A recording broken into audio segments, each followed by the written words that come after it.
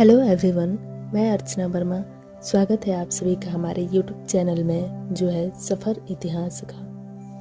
पिछले वीडियो में हम लोगों ने प्लेटो के आदर्श राज्य के बारे में चर्चा की।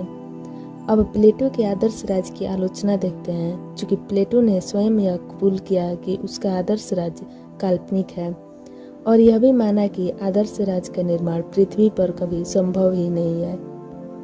तो आज का हमारा टॉपिक है प्लेटो के आदर्श राज्य और दार्शनिक राजा की आलोचना। प्लेटो के आदर्श राज्य और दार्शनिक राज्य की अवधारणा की कटु आलोचना की गई है, जिसे हम मुख्य बिंदुओं से समझने का प्रयास करेंगे। आदर्श राज्य काल्पनिक और अव्यवहारिक। आदर्श राज्य की धारणा काल्पनिक और अव्यवहारिक है। प्लेटो ने बाद में स्वयं अनुभव किया था कि आदर्श राज्य पृथ्वी पर संभव नहीं है। आत्मा के 3 तत्वों के आधार पर नागरिकों का वर्ग विभाजन करना। मानवीय आत्मा के 3 तत्वों के आधार पर राज्य के नागरिकों का वर्ग विभाजन करना वास्तविकता की अवहेलना करना है।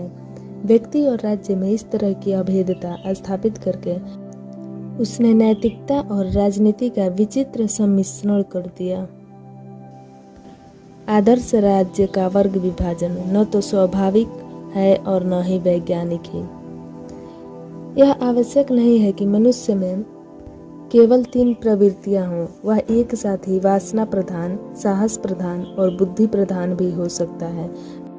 वह एक अच्छा विजेता भी हो सकता है और साथ ही उतना अच्छा शासक भी। यह भी जरूरी नहीं कि एक ही प्रवृत्ति का आधिक्य मनुष्य में जीवन भर बना रहे। इस तरह प्लेटो का वर्ग विभाजन अस्वाभाविक, अव्यवहारिक और अवैज्ञानिक है।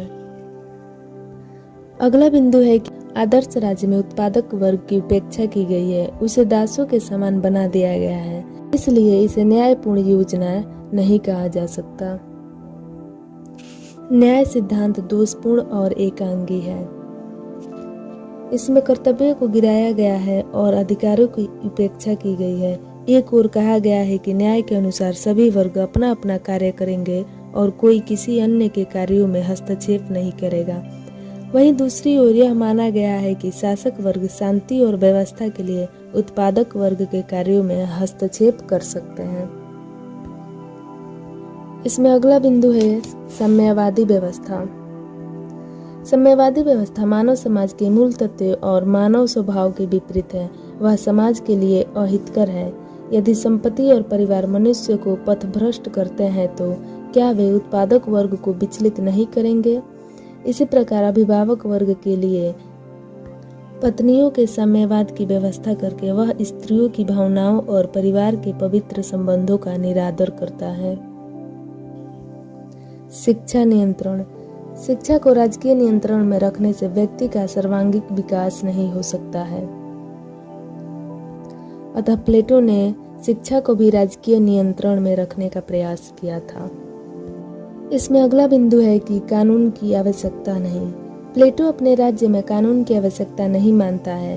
व्यवहार के उचित नियमों का निर्धारण किए बिना किसी भी राज्य में न तो व्यवस्था रह सकती है और न ही शांति। इस दोष का अनुभव प्लेटो ने स्वयं किया, इसलिए उपादर्श राज्य में कानून को ही शासन का आधार बनाया। प्लेटो ने दार्शनिक शासक को अमर्यादित अधिकार देकर निरंकुश शासन का समर्थन किया है। उसने नागरिकों से विचार एवं भाषण की स्वतंत्रता छीनकर उनकी स्वतंत्रता की उपेक्षा की है।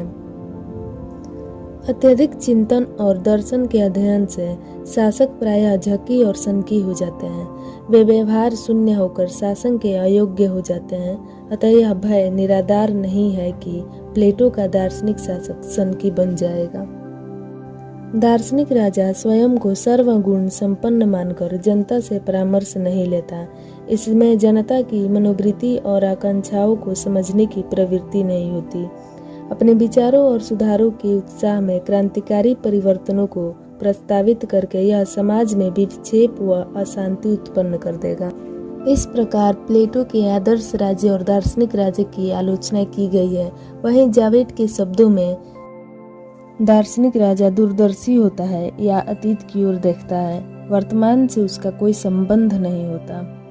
प्लेटो स्वयं प्रयत्न करके भी सिराक्यूज के डायोनिसियस को दार्शनिक राजा नहीं बना सका। अतः व्यवहार में दार्शनिक राजा के सिद्धांत को साकार करना कठिन है।